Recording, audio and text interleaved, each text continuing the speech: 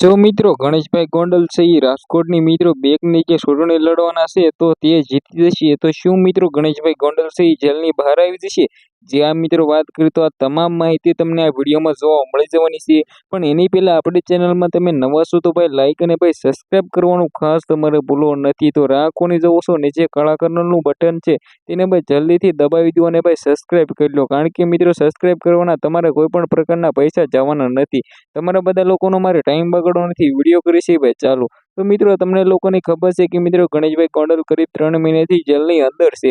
પરંતુ મિત્રો રાજુભાઈ સોલંકી જે આ મિત્રો વાત કરી તો પહેલી વાર એવું થયું છે કે જેમાં મિત્રો ફરિયાદી અને સાથે સાથે જે મિત્રો કાંડ કર્યું હતું તે બંને મિત્રો જેલમાં જ છે. જેમાં મિત્રો વાત કરી તો હાલના ટાઈમમાં ગણેશભાઈ ગોંડલ છે એ મિત્રો ગોંડલની નાગરિક બેંકમાં ચૂંટણી લડવાના છે. જે આ મિત્રો વાત કરી તો એ કન્ફર્મ થઈ ગયું છે ને તેનું ફોર્મ પણ ભરાઈ ગયું છે.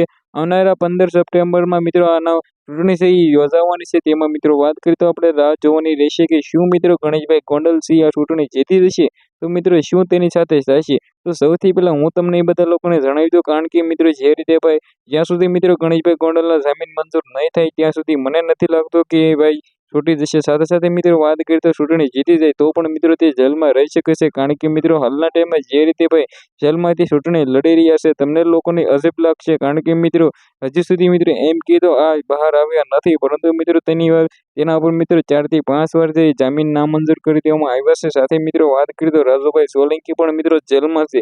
તે મિત્રો કરીબ મિત્રો 3 મહિના સુધી જેલમાં રહેશે તેને કોઈ પણ પ્રકારના જામીન મળશે નહીં. કારણ કે મિત્રો જેને કામ જ એવું કર્યું છે ઘુસીટોકના કારણે મિત્રો તે જેલમાં છે અને ઘુસીટોકના ગુનામાં તેને 3 મહિના સુધી મિત્રો જામીન મળતા નથી.